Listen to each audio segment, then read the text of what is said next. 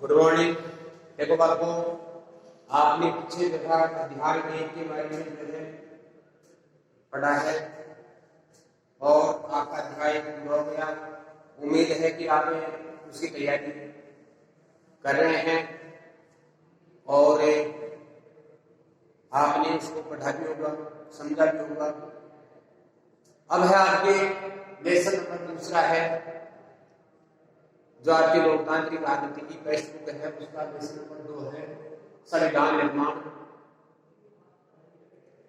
संविधान निर्माण में जो है आपके सबसे पहली बात आती है कि संविधान क्या होता है, संविधान किसे कहते हैं। क्योंकि जैसे अभी संविधान निर्माण के बारे में अगर चर्चा हम आगे करें तो आपके दिमाग में यही बात घूमती रहेगी कि संविधान क्या होता है। तो सबसे पहले हम देखते हैं कि संविधान क्या होता है, संविधान का आशय क्या है। देखो, वर्तमान लोकतांत्रिक शासन व्यवस्थाएं हैं और लोकतांत्रिक शासन व्यवस्थाओं में चाहे देश छोटा हो चाहे लोकतंत्र के आधार पर बड़ा हो, विश्व में जो है दुनिया का सबसे बड़ा लोकतांत्रिक देश भारत है। तो चाहे भारत हो और चाहे आपके बेल्जियम जैसा छोटा देश हो, सभी देशों में लोकतांत्रिक शासन व्यवस्था का संचालन करने के लिए संविधान की आवश्यकता होती है। अगर गैर लोकतांत्रिक देश है तो वहां पर संविधान हो भी सकता है और नहीं भी हो सकता, लेकिन लोकतांत्रिक देशों के लिए संविधान महत्वपूर्ण है, आवश्यक है, बहुत ही जरूरी है। तो दुनिया के सभी लोकतांत्रिक देशों में संविधान पाया जाता है। हालांकि गैर लोकतांत्रिक देशों में से कुछ देशों में संविधान है और कुछ में जो है आपकी गैर लोकतांत्रिक शासक होता है, राजा या जो है आपकी तानाशाही होता है, उसके अनुसार जो है आपकी क्या होता है, संविधान होता है। वो जैसे उसका विचार होता है, जैसा उसका खतरा होता है, वो नियम कोई कानून होता है, कोई व्यवस्था होती है, वहां पर संविधान ज्यादा महत्वपूर्ण नहीं रखता, ज्यादा महत्व नहीं रखता। लेकिन लोकतांत्रिक शासन व्यवस्थाओं में संविधान महत्वपूर्ण होता है। तो देखो, संविधान जो है आपके सभी लोकतांत्रिक शासन व्यवस्थाओं में है, इसलिए संविधान क्या है इसके बारे में देखते हमें। देखो, संविधान जो आपके कुछ मूलभूत नियम और कानून होते हैं जो संविधान में लिखे होते हैं। तो संविधान एक ऐसा प्रारूप है जिसमें मूलभूत कानून होते हैं, मूलभूत कानून या मूलभूत नियम होते हैं और इन नियमों का पालन नागरिकों और सरकार दोनों को करना होता है। संविधान में कुछ मूलभूत नियम होते हैं, जिन नियमों का पालन जो है सरकार और नागरिक दोनों को करना होता है। ऐसे सभी नियमों और कानूनों का सम्मिलित रूप ही संविधान है। यानी लोकतांत्रिक शासन व्यवस्थाएं जितनी भी है वो लोकतांत्रिक शासन व्यवस्थाओं के लिए कुछ मूलभूत नियम होते हैं जिनके अनुसार लोकतांत्रिक शासन व्यवस्थाएं चलती है और उन नियमों का जो है जनता भी पालन करती है। उन मूलभूत नियमों का सम्मिलित नाम ही जो है आपके संविधान है। हम यूं कह सकते हैं कि नियमों और कानूनों का वह समूह है या वह प्रारूप जिसके अनुसार किसी देश का शासन संचालित किया जाता है, वह उस देश का संविधान कहलाता है। वह क्या? नियमों और कानूनों का प्रारूप। नियमों और कानून का प्रारूप एक समूह रूपरेखा जिसके अनुसार किसी देश का शासन संचालित होता है, वह नियमों का समूह ही उस देश का क्या कहलाता है? संविधान कहलाता है। देखो, किसी भी लोकतांत्रिक देश में संविधान सुरक्षित कानून होता है, चाहे शासन का कोई भी अंग, व्यवस्थापिका हो, कार्यपालिका हो, न्यायपालिका हो, ये सभी अंग जो है आपके संविधान के अधीन रहते हुए कार्य करते हैं। संविधान सुरक्षित है। संविधान में जो है आपके उस देश का जो नागरिकों के अधिकार है कि प्रत्येक नागरिक के कौन कौन से अधिकार होंगे, वो अधिकार भी सम्मिलित होते हैं। सरकार को कौन कौन से कार्य करने हैं, वो कार्य भी, उसका कामकाज भी होता है। सरकार का गठन कैसे होगा उसकी भी जो है व्यवस्था संविधान में होती है। साथ साथ में जो है आपके संविधान के कामकाज के जो तौर तरीके हैं वो भी जो है आपके संविधान में अंकित होते हैं। तो नियमों अथवा कानूनों का वह प्रारूप जिसके अनुसार किसी देश का शासन संचालित होता है, वह उस देश का संविधान कहलाता है। संविधान देश का सर्वोच्च कानून होता है। यह नागरिकों के अधिकार, सरकार की आपके शक्ति, उसके कामकाज के दो तरीकों का निर्धारण करता है। कौन? संविधान जो है इन सबका निर्धारण करता है। अब संविधान की चर्चा करें तो संविधान की चर्चा में बात आती है अपने दक्षिण अफ्रीका के लोकतांत्रिक संविधान की। आपने बुक में पढ़ा था दक्षिण अफ्रीका के लोकतंत्र के संविधान की। तो आपको बता दूं कि 17वीं शताब्दी के अंदर जो है आपके यूरोपीय देश 17वीं और 18वीं कुछ देश या कुछ क्षेत्रों में जो है 18वीं शताब्दी तक पहुंचे। तो 17वीं और 18वीं सदी में जो है आपके व्यापार करने के लिए यूरोप की जो कंपनियां हैं, यूरोप के जो लोग हैं, वो भारत है, वो एशिया है, अफ्रीका है, इन महाद्वीपों में पहुंचे। और एशिया अफ्रीका में जो है आपके इन्होंने पहुंच करके यहाँ के देशों पर अपना नियंत्रण स्थापित कर लिया, अधिकार कर लिया। तो जिस प्रकार इन्होंने एशिया में पहुंच करके भारत पर अधिकार किया था और भारत पर जो है लंबे समय तक अंग्रेजों ने शासन किया था, उसी प्रकार उन्हें अफ्रीका के देशों में पहुंच करके भी वहां के देशों को अपने नियंत्रण में ले लिया और वहां पर जो है आपके शासन करने लगे। लेकिन भारत में जो है आपके अंग्रेजों ने या यूरोप के लोगों ने शासन नहीं किया, यहाँ पर बसे नहीं, बल्कि अफ्रीका में क्या हुआ है कि यूरोप के लोग जाकर के वहां पर बस भी गए और वहां पर बस करके जो है उन्होंने क्या किया कि धीरे धीरे जो शासन व्यवस्था थी उसको अपने अधिकार में कर लिया। पहले शासन व्यवस्था यूरोप की या लोगों के अधीन थी, यूरोप की व्यापारिक कंपनियां थी उनके अधीन थी। फिर बाद में यूरोप के लोग बस गए तो उन्होंने उनका विरोध किया और उन्होंने क्या कर लिया, सत्ताधार अधिकार कर लिया। इस प्रकार यूरोप के जो लोग वहां पर बसे हुए थे, जो मात्रा में संख्या में कम थे, उन्होंने सत्ताधार अधिकार कर लिया और सत्ताधार अधिकार करके और वहां के अफ्रीका के मूल निवासियों को उनके अधिकारों से, चाहे प्राकृतिक संसाधन हो चाहे अन्य अधिकार हो, उनसे वंचित कर दिया। साथ साथ में उनके साथ रंग भेद की नीति भी अपनाई जाने लगी।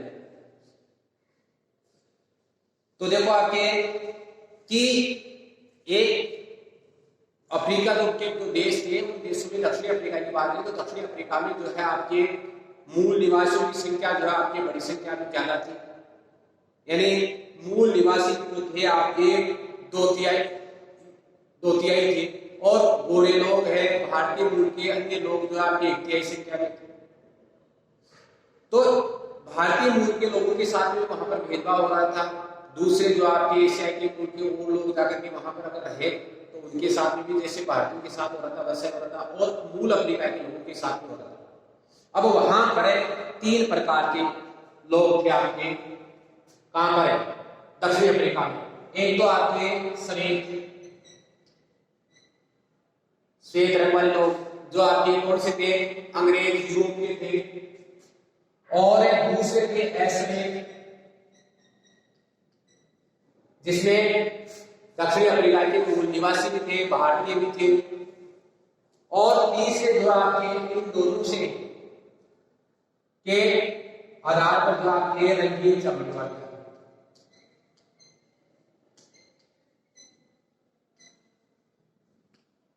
है ना, रंगीन चमड़ी वाले भी थे, जिसकी चमड़ी का रंग जो है आपके क्या था, अलग प्रकार का।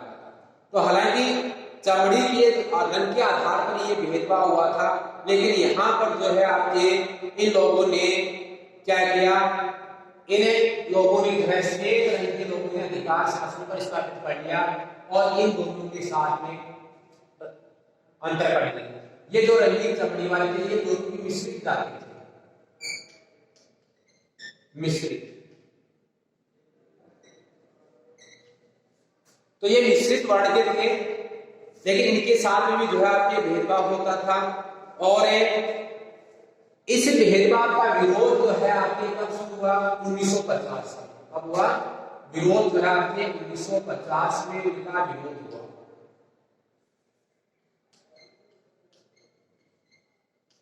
इसका अंग्रेजी शासन का श्वेत रंग की चमड़ी वाले लोगों का विरोध होना शुरू कर दिया। क्यों? क्योंकि श्वेत रंग के लोगों ने शासन पर अधिकार कर लिया था अश्वेत लोगों को और जो है आपके शासन से वंचित कर दिया। दूसरी बात, प्राकृतिक संसाधन है उन पर भी जो है उन्होंने अधिकार कर लिया और सत्ता पर अधिकार कर लिया और अश्वेतों के साथ रंग भेद कर रहे थे। श्वेत रंग की चमड़ी वाले, श्वेत जिनको गोरे लोग कहते हैं, ये यहाँ तक कि जो है इन्होंने अपनी बस्तियों को भी अलग अलग बांट रखा था और श्वेत लोगों की बस्तियों में अश्वेत लोग नहीं जा सकते थे। अगर उन्हें काम के लिए जाने की अनुमति होती थी तो उनके लिए पास आवश्यक होता था, उन पास से परमिट, अर्थात अश्वेत लोगों की बस्तियों में जाने का अनुमति पत्र उनको मिला हुआ था काम करने वाले लोगों को। तो वहां पर आपके श्वेत लोगों की बस्तियों में अगर ये काम करने के लिए जैसे नाली साफ करना है, नालियों का निर्माण करना है या नल ठीक करना है, इस प्रकार के लोग थे वो अगर जाना चाहते तो उनको जो है आपकी बस्ती से पहले जो आपके इनके लिए जो बस्ती की सुरक्षा करने वाले गार्ड होते थे, उन गार्डों को जो है आपके प्रवेश दिखाना पड़ता था, अनुमति पत्र दिखाना पड़ता था और फिर जा सकते थे।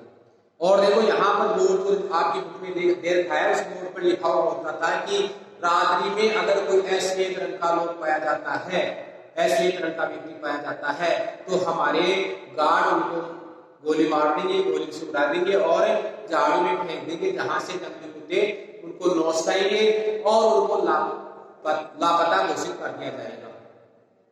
इतना जो है आपके दुर्व्यवहार आपके अश्वेत लोगों के साथ दक्षिण अफ्रीका में होता था। इस दुर्व्यवहार का जो है आपके दक्षिण अफ्रीका में 1950 में शुरू हुआ और ऐसे उन्हें जो है आपके सत्ता में भागीदारी की मांग की कि सत्ता में उनको भी शासन मिलना चाहिए, उनके साथ बराबरी का व्यवहार होना चाहिए, बराबरी के अधिकार उनको मिलना चाहिए। इस मांग को लेते हुए नेल्सन मंडेला के नेतृत्व में जो है आपके जो साथी थे उसके उन्होंने जो है आपकी इसका मांग की, आंदोलन शुरू कर दिया और नेल्सन मंडेला को जेल में डाल दिया गया। हालांकि आंदोलन नेल्सन मंडेला से पहले ही शुरू हो गया था, 1950 में हो गया था, लेकिन आगे चल करके नेल्सन मंडेला भी जो है यहाँ का एक प्रसिद्ध जो आपके स्वतंत्रता प्रेमी रहा है, वो जो आपके अश्वेत लोगों का नेता के रूप में उभरा है और उसने जैसे ही जो है आपके अश्वेत को अधिकार मिले, दक्षिण अफ्रीका का जो लोकतांत्रिक संविधान बना, तो उसको वहां का जो है राष्ट्रपति नियुक्त किया गया नेल्सन मंडेला को। तो नेल्सन मंडेला ने देखो इसके विरुद्ध में जो है आपके रंगभेद की नीति के विरुद्ध में एक बड़ी कीमत चुकाई है। बड़ी कीमत क्या? उसने 28 वर्ष जेल की कालकोठरी में बिताए। कितने वर्ष बिताए? 28 वर्ष जो आपके जेल की कालकोठरी में बिताए और लेकिन किसी भी हालत में उसने जो रंगभेद है उस रंगभेद का विरोध करने का मान नहीं छोड़ा। वो रंगभेद का विरोध करते रहे और रंगभेद विरोधी नीति का नेतृत्व वो जेल से करते रहे।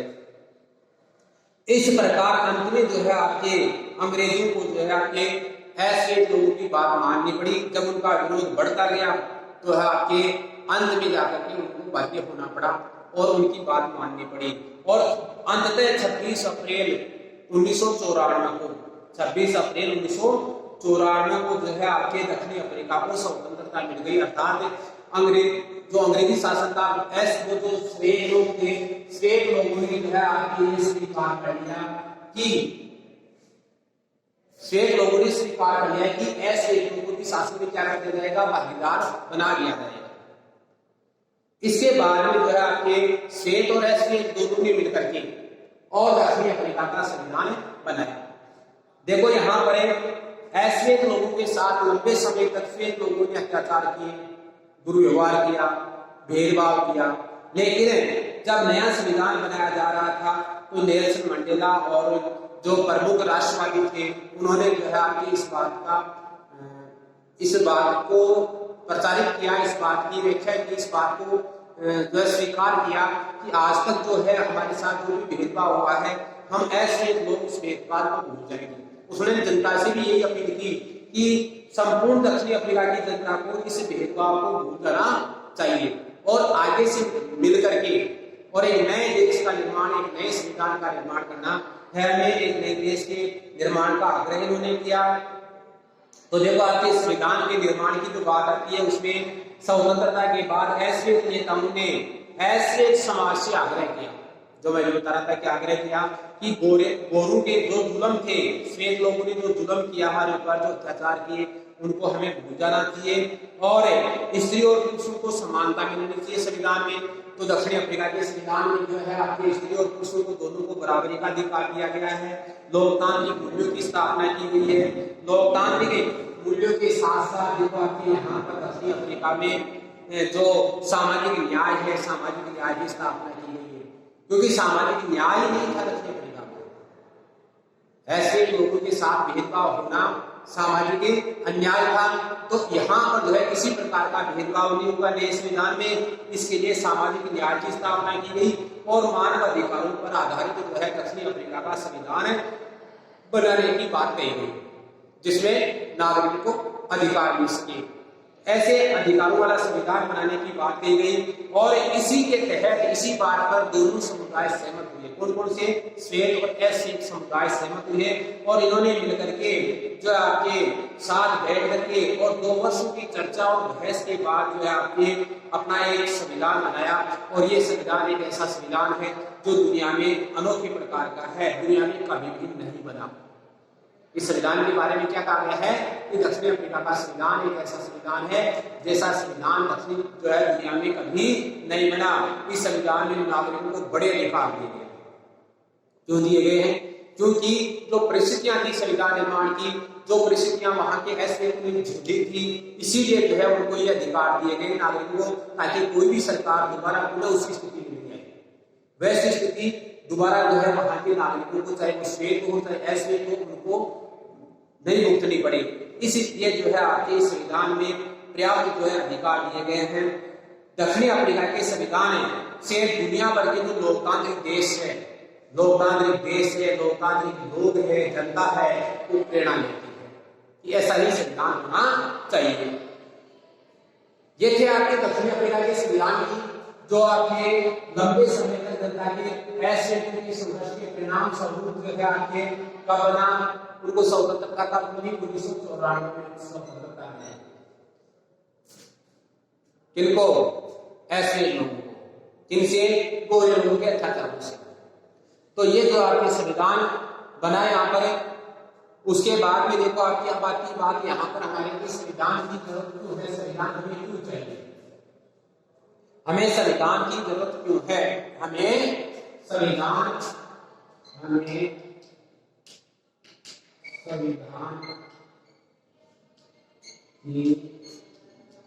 जरूरत क्यों है।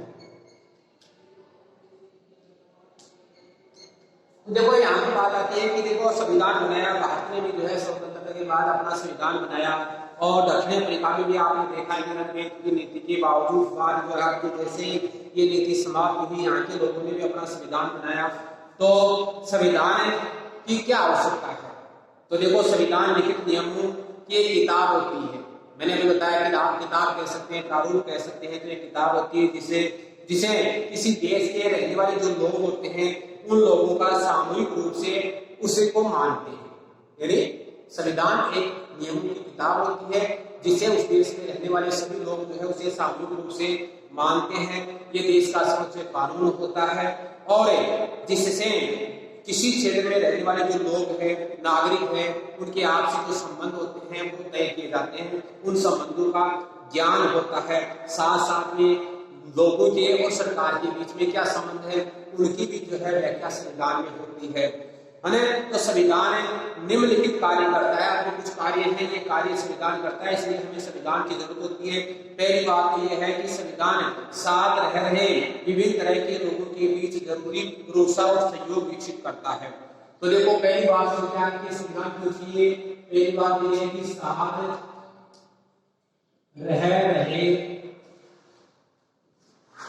लोगों के बीच, साथ रह रहे जो लोग हैं, जनता है, समूह है, उनके बीच जो जरूरी आवश्यक है, जरूरी भरोसा और विश्वास क्या करता है? तय करता है या बनाता है या विकसित करता है? विकसित करता है। तो भरोसा और विश्वास विकसित करता है ताकि वे जो है आपके समूह में रह सके, आपसी सहयोग से रह सके। दूसरी बात यह है कि संविधान ये स्पष्ट करता है कि सरकार का गठन कैसे होगा और किसे फैसले लेने का अधिकार है। दूसरी बात क्या करता है? सरकार दूसरी बात, दूसरा कार्य क्या है संविधान का, जिसके लिए हमें जरूरत पड़ती है कि सरकार का, संविधान ये तय करता है कि सरकार का कार्य क्या होगा, सरकार का कार्य क्या होगा। और सरकार का कार्य ये है, यहाँ पे सरकार का गठन है, पहले तो सरकार का गठन है, गठन कैसे होगा, कैसे होगा सरकार का गठन, निर्माण, सरकार कैसे बनेगी और सरकार कैसे बनेगी और पैसे लेने का अधिकार कैसे होगा, कैसे होगा और पैसे लेने का अधिकार किसे होगा, ये भी संविधान तय करता है कि सरकार का गठन कैसे होगा और सरकार का गठन होने के बाद में पैसे लेने का अधिकार किसे होगा, सरकार को होगा या किसी अन्य समूह को होगा या समाज को होगा, जनता को होगा, है ना। तो है ये भी जो आपके संविधान क्या करता है, निर्धारित करता है। तीसरी बात देखो, यह आपके सरकार के जो अधिकार होते हैं उनकी सीमा तय करता है। तीसरी बात क्या है, सरकार के अधिकारों की सीमा तय करता है। कैसे कि सरकार कौन से कार्य कर सकती है, कौन से कार्य नहीं कर सकती, सरकार को कहां तक जो है आपके काम करना है और सरकार की सीमाएं कहां पर स्थापित हो जाती है, इसके आगे सरकार को कार्य नहीं करना है, ये जो है आपके तय करता है संविधान। जैसे नागरिक अधिकार है तो नागरिक अधिकारों को हनन करने वाले कार्य सरकार नहीं कर सकती, तो ये बात तय जो है आपके संविधान करता है। इसके अलावा देखो आपके हमें संविधान ये भी बताता है कि नागरिकों के क्या अधिकार है, यह हमें बताता है कि नागरिकों के अधिकार क्या है।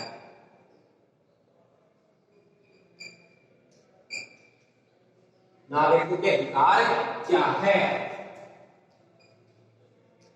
यानी प्रत्येक नागरिक को कौन कौन से अधिकार मिले हुए हैं, तो नागरिक अधिकारों का भी जो है संविधान उल्लेख करता है। चौथी बात यह है कि यह अच्छे समाज के गठन के लिए, यह अच्छे समाज